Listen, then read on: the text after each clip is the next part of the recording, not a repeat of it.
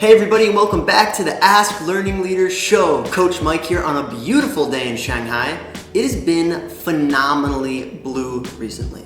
So blue, sky blue. It's been insane. The last 2 weeks have been amazing, but even more amazing than that is we're getting started with the fall semester. We're 1 week in and I'm so excited. For the first time ever, we're offering all 8 Learning Leaders courses in both the Pudong and the Puxi campuses, all the way from public speaking and dramatic storytelling through the Elite Debate League. Couldn't be more excited, couldn't be more proud of all the work that the coaches and the students put over this summer. We had some amazing results, both competitively and just developmentally within the program. We won our first national championship as an organization. Big shout out to Jessica Wu, Lyndon Lee, and Abigail Chen, who went to Nanjing, along with Evan Chen, Brian Jung, and Catherine Wu for the 6th annual Parliamentary Debate National Championship. Other phenomenal results in the NSDA China National Championship here in Shanghai in August. Bridget and Jenny, an amazing team, fierce competitors, were finalists, so number 2 in the nation. 3 out of the top 4 teams in the semifinals were Learning Leaders students, 5 out of the top 8, and all top 5 teams after the first day of breaking. In the middle school division, big shout out again to Jasper and Alex. You guys totally rock. You came in 2nd place in the country, and when it came to look at the list of the top 7 speakers in the country, 6 of them are with the Learning Leaders program. Big shout out to Roger, number 1 in the country. You rock. So if you see any of these guys around, give them a big high five, give them a fist pound. They're putting in so much hard work and effort, and they deserve every single thing that they get. So we want to keep the ball rolling, and we're going to get right back into your questions, because you know what? That's what we love to do. Answer questions about public speaking, debate, and lifelong learning to help you guys become learning leaders. So let's do it. All right, first one here. My name is Jonathan, and I would like to ask you guys, which country do you think will be more economically advanced by 2020? The United States or China? Jonathan, tough question. Which country will be more economically advanced by 2020? To be honest, Jonathan, it's a tough question for me to answer, as I'm not an economist on the government level, but I'll give it my best shot. I'm gonna go with the United States of America.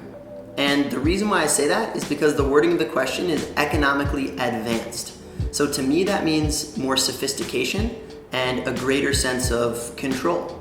Now, China might have a greater GDP, might have an overall larger economy, but when it comes to economically advanced, what I basically think of are capital controls and capital markets. And I think the United States, probably for the foreseeable future, Jonathan, will have the most robust set of capital markets and capital controls of any country in the world. Maybe with the exception of some smaller ones, maybe Hong Kong, maybe Luxembourg, maybe Monaco, but I'm still gonna go with the US. Not to take anything away from the meteoric rise of China's economy, but Jonathan, I'm gonna go with the US.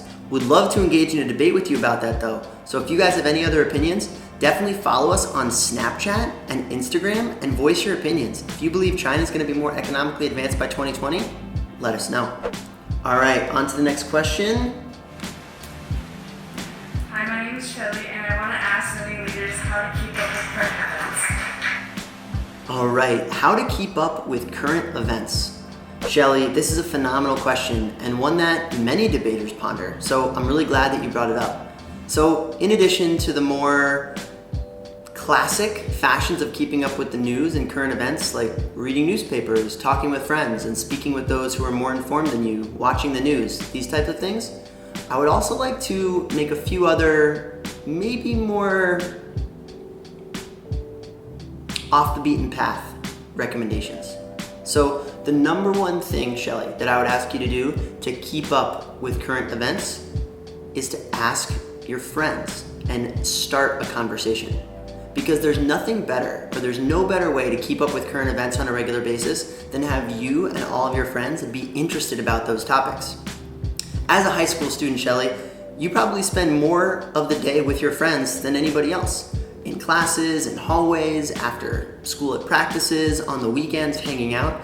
And if you guys are interested in keeping up with current events and want to improve your understanding of what's happening in the world, then speaking with each other is going to be the best way to go about it. So the first, maybe more off the beaten path recommendation I would make is ask your friends what they think about what's going on in the world and challenge their assumptions if they have any. Share with them the news that you know and ask to see if they can teach something to you. And now the second one might be a little bit more classic, and it's ask a Learning Leaders coach. So Learning Leaders coaches love to debate both contemporary, historical, and yes, even futuristic issues. So whether it's something that's a current event, a historical event, or a controversy that we might engage in the future, then I'm sure the Learning Leaders coaches would love to speak with you about it too. A few other great resources for you, Shelly, that maybe we can put the links to underneath this video would be Timeline. Timeline is one of my favorite apps. It's an app where you can see a current news story and then go back chronologically in time to find out how this situation came to be. So you're actually able to start the beginning of a controversy or an issue and then go through progressively as we get closer to the current news story. So let's say you're reading about a conflict in the Middle East. How did this happen? How did it start? Who are the players involved? And what is at stake? Timeline is a great free app that anyone can use to find the reasons why certain contemporary events are happening. A second one that I would mention is New York Times Room for Debate. So Room for Debate is an underutilized resource where if you go to the New York Times webpage and scroll all the way down to the bottom, you can find a link or a click that says Room for Debate. Every single week, they put up a debatable issue and they'll have experts write in, vying back and forth on the pro and con, affirmative or negative, and you can learn about current events that way.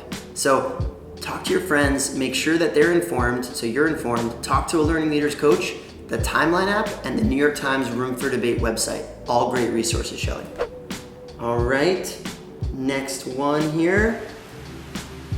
Hi, my name is Katrina Churk, and I'd like to ask Learning Leaders, what is the latest you've ever slept in high school? What is the latest I've ever slept in high school?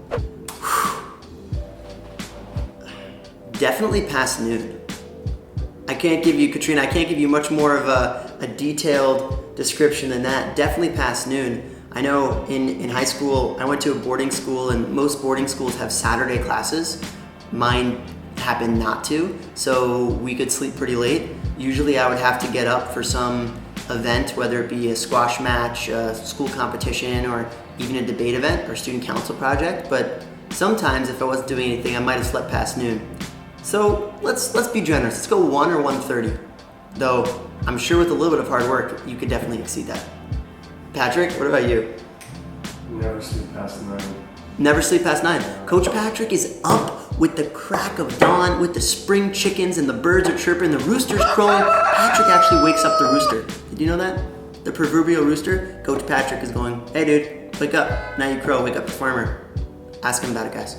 All right, final question here. Hi, my name is Brian Lee and I'm from SAS. What are the benefits of public speaking? Brian, what are the benefits of public speaking? First, you can do really cool POIs like this. You know what I mean, Brian. But besides that, the benefits are innumerable.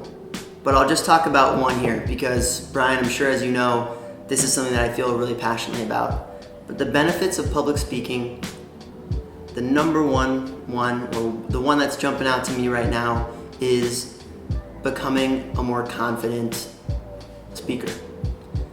When you speak in public, you learn through failure. Every single time you present, there are certain ways to improve. But in iterating your public speaking abilities, in going out time and time again, whether it's in a debate, whether it's a class presidential election speech, whether it's presenting in front of your class, speaking at the dinner table with your family, or even giving a large address to a huge screaming crowd in a town square somewhere, every single time you do it, you're gonna get better and better. And to me, what that teaches you is that confidence comes through challenges and confidence comes through failures. I don't know a single person who spoke in public one time and they were amazing at it. Not even Coach Jordan. Even Coach Jordan had to learn from mistakes. And so that's absolutely, Brian, one of the biggest things that you can take away from public speaking. Confidence from your mistakes and getting better. All right, guys, thanks so much for your questions. Love them. Keep sending them either on email, Finding Your Coach, WeChat, Snapchat, or Instagram. Hit us up. We're all over the social media. All over. All right, and now it's time for the question of the day. Coach Mike, don't you mean quotation of the day? Oh, thank you, Coach Hans. My mistake. Of course, not the question of the day, the quotation of the day. Today's quotation of the day comes from none other than Pablo Picasso, famous sketch artist, sculptor, painter. And he once quipped, "Ah, taste, what a dreadful thing. Taste is the enemy of creativity." And what I believe that Picasso meant by this, and of course, he was someone who was acclaimed for having great taste as one of the world's most famous artists at the time.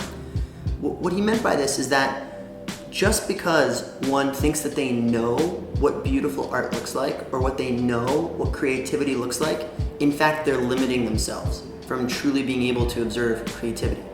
And I actually think about this quotation frequently because in working with coaches and working with students, another quotation that comes to mind, or an adage or an idiom, is perfect is the enemy of good. So many of us, and I know definitely for me, but maybe you too, always want high class, high taste, perfection, something beautiful, something exquisite, and we'll stop at nothing till we get there. Though sometimes what that does is that it handcuffs us and it limits us from being content with trying new things, with being creative, and with just doing. I know when I was in high school, I would stare at a blank white page on my computer for 30 or 40 minutes just trying to craft the most amazing opening sentence. And I would write it, and I would delete it, and I would write it, and I would delete it. And then maybe 30 or 40 minutes later, inspiration would strike and I would set on that.